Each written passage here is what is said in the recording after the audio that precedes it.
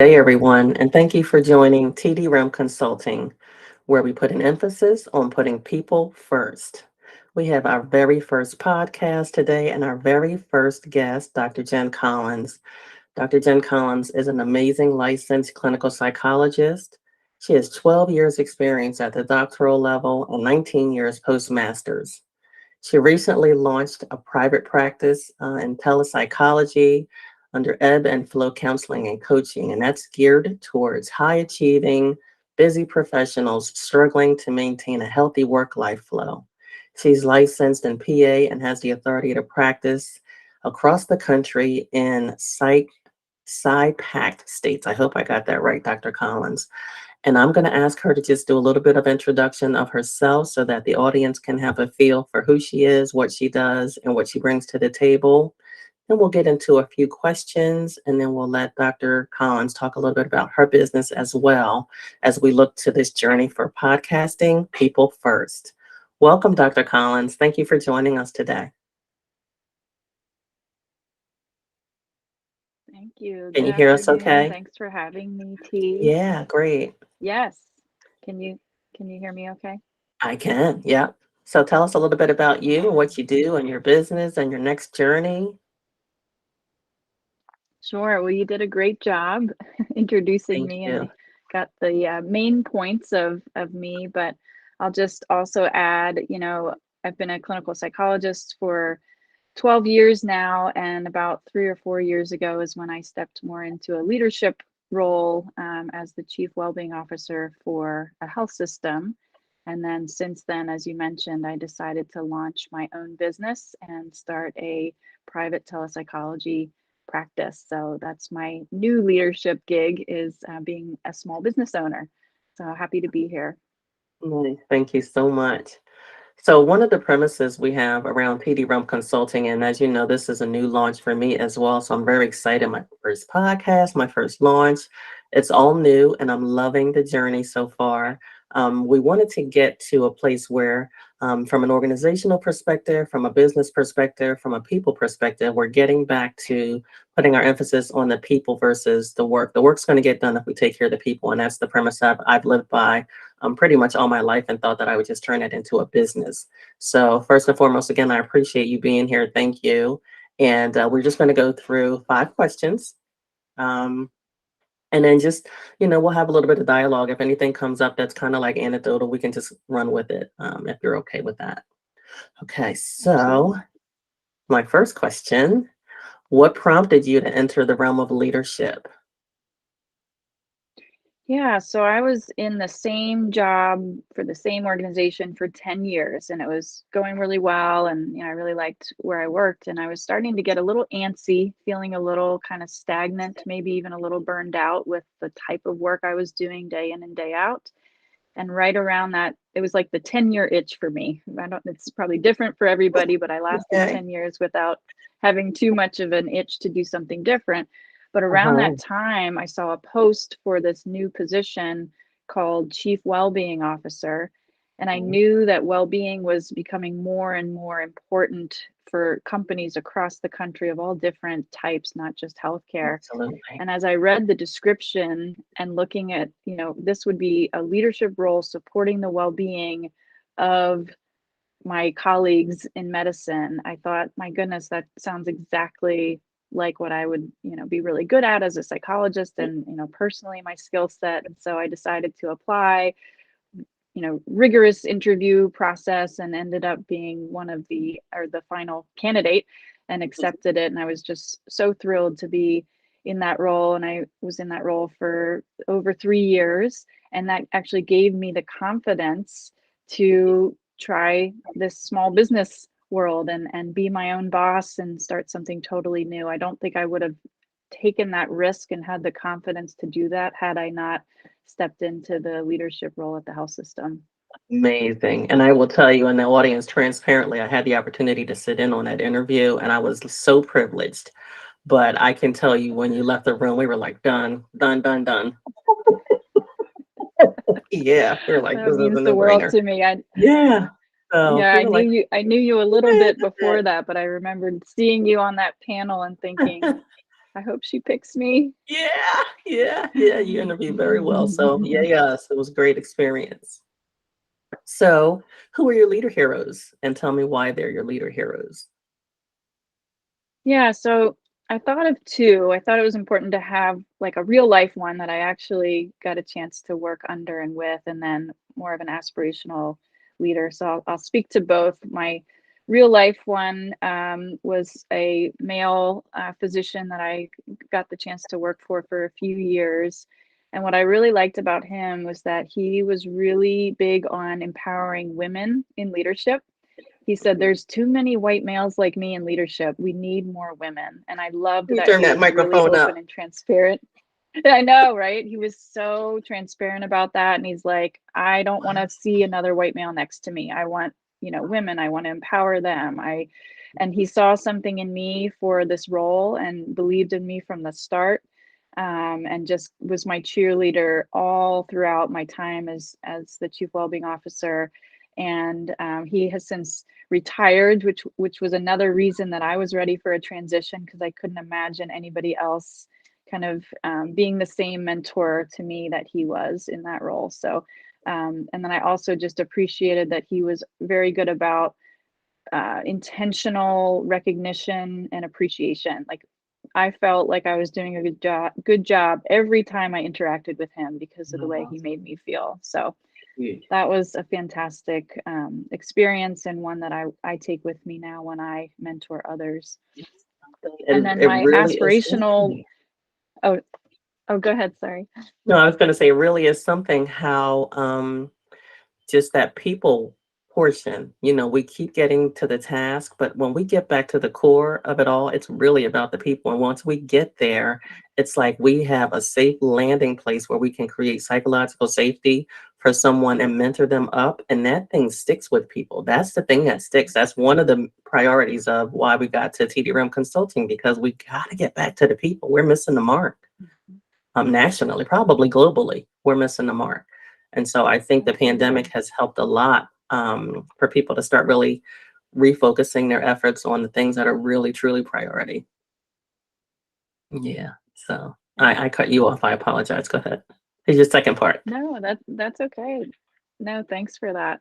Then the second person is more of an aspirational leader, someone I've never met, but just kind of know of from afar, and that's Sheryl Sandberg from Facebook. And if you remember years ago, she came out with a book called Option B when she had a life event tragedy in her personal life, and just really spoke about perseverance and overcoming obstacles and continuing to be have good character and get through hard times and continue to mentor people and be a great leader along the way. So I feel like when leaders are vulnerable and open about their own personal struggles and that they're human and they go through things, it makes them so much more trustworthy and somebody that you can really look up to because of that. What was her name again?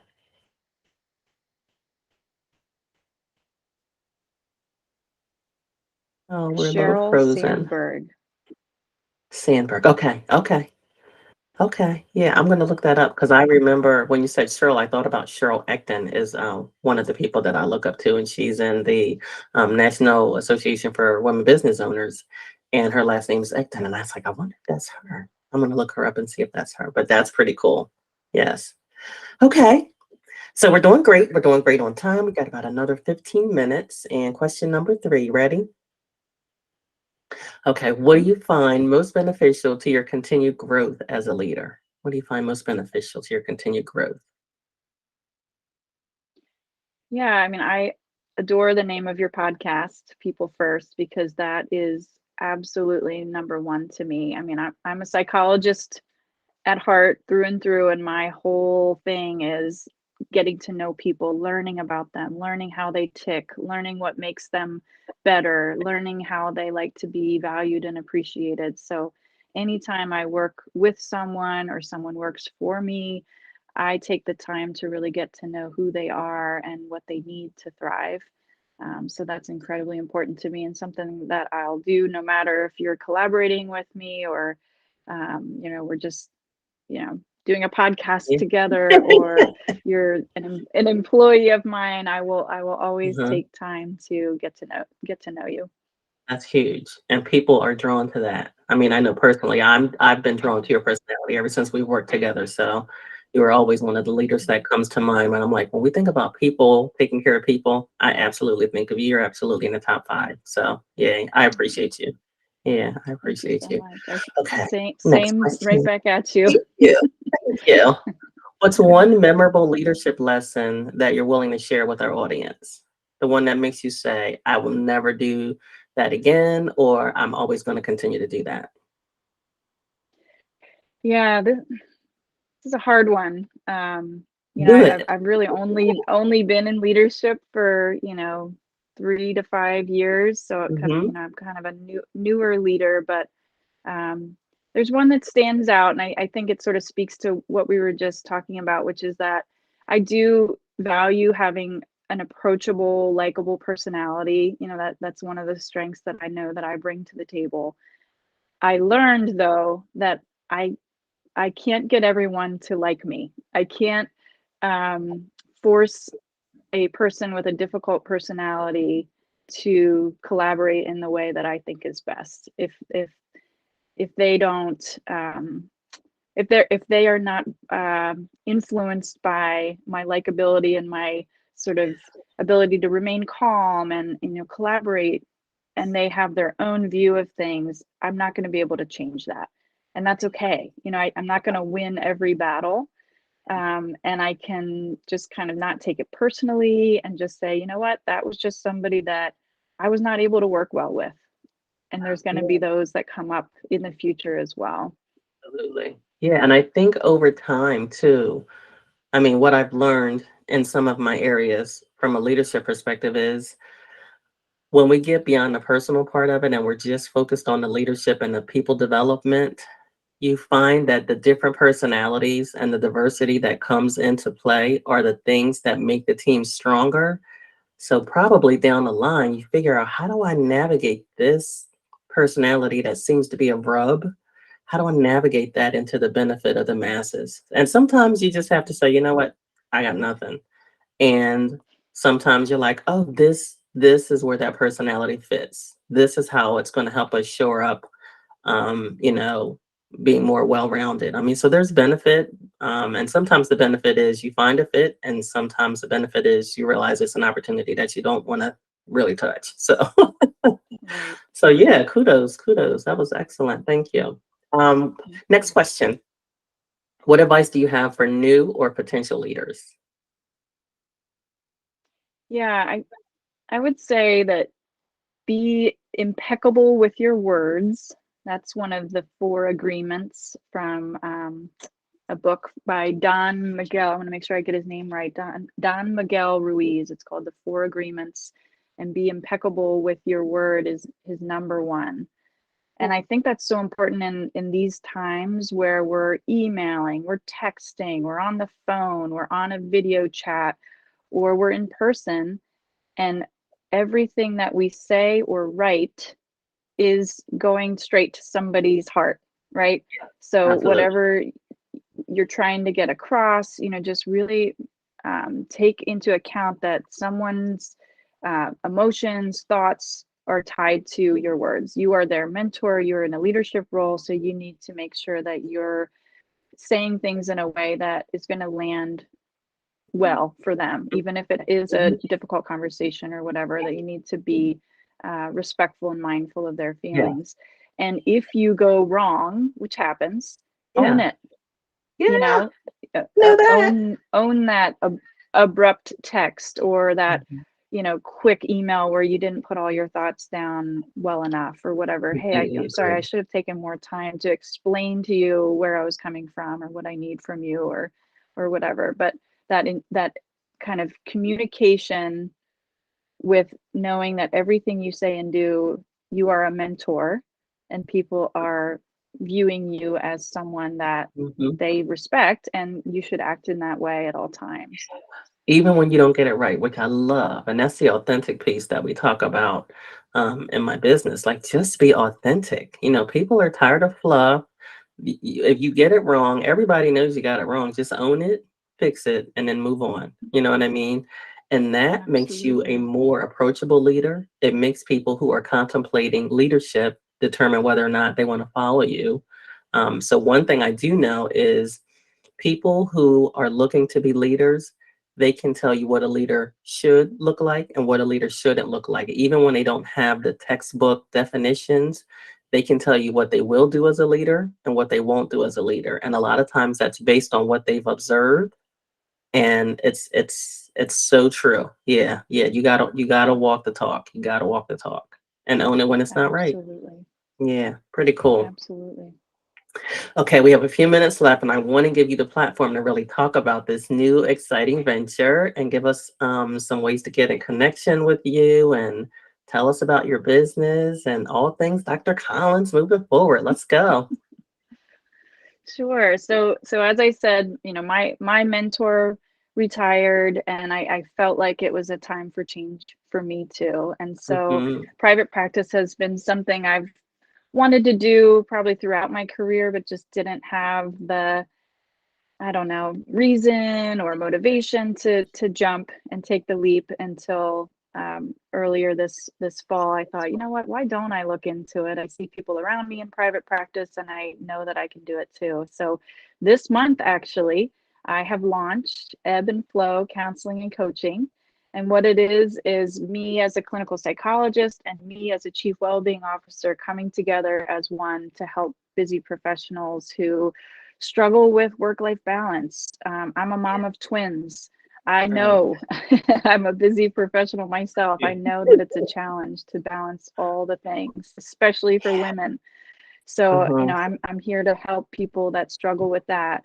We can assess your dimensions of well-being, your, social network, your physical health, your emotional health, your financial well-being, your spiritual well-being, and see where are you lacking? Where do you need to put more energy and less energy to recalibrate and rebalance Hmm. your life so that you're feeling more fulfilled and you're feeling Yeah. at the top of your game. So I look And forward give to yourself working permission to with say no, people, right? helping one person at a time. Yeah, Yep. absolutely. We have to give ourselves permission to not have to say yes to everything. And as our plates become fuller and our burnout becomes more real, we're going to need a whole bunch of Dr. Jen Collins. So you might as well get ready to get busy. So, how can we reach you, Dr. Collins? How do we reach you at Ebb and Flow? Yeah. So I'm really proud of my website. So I'll give you that. It's www.your ebb flow flow.com. So Oh, yourebbflow.com. And on okay. there, there's contact form where you can reach me directly. There's my phone number on there. A little bit about me and my services are on there. I have a great chief technology officer, which is my husband, who is not on salary. He just does it because I make him. So the website is Sounds like a keeper. is with his help. One day he might want to get paid, but I'll just go with it for now. So let me see if I have it right. Dr. Collins at yourebbflow.com. Did I get that right? Yes, that is my Yourebbflow.com. email. Hmm. Okay. Very, very nice. Anything, we have about 3 to 5 minutes. So anything that you want to ask of me, anything that you want to share that we've not shared? I guess, I'm so honored that you chose me as your first guest. It's really just Yes. a I just adore you. complete I'll tell honor you. to be here with you. Yeah. I adore you too, and Oh, thank I'm so you. impressed with, what you're building here, and I'll support you in any way that I can as I well. So, appreciate you. congrats I to you for your appreciate first you. podcast. Yes, yay, we did Mhm. it. So we'll connect offline. I'm going to be reaching out to you and just touching base, but I cannot wait to see what the next few months ahead look like for you. Your personality will draw people alone. I know what you offer, and in regards to your professional services. And so the benefit that is needed and the benefit that you're going to provide for that is going to be huge. I anticipate, and I think I told you this the other day, you're going to be like, holy cow, what just happened? I'm so busy. So enjoy, enjoy the build up because I think you're really gonna take off. This business is needed. And for you to offer this across a multitude of states where people can reach you virtually, that's phenomenal. Like that's where we're living right now. So for you to take that leap and move in that direction, I applaud you immensely. I'm so proud of you. And so I know that I will Thank be you. Well, asking I you at have, some point to come back. yeah, I I better have get it plenty in of before it openings right gets now, but that might not be the busy. case when I see you next time. Right now, fingers crossed. Okay, well, Dr. Collins, I appreciate you. I really, really do. I wish you all the best and success in your next journey. And I know that you will be a blessing to the people that come across your path, and you have a team that is phenomenal and ready to accept new patients and help us get to a better place where we get back to people first and the healing starts there. Thank you very Thank you. much. Have a Thank you wonderful too. day. All right, You too. bye-bye. Bye.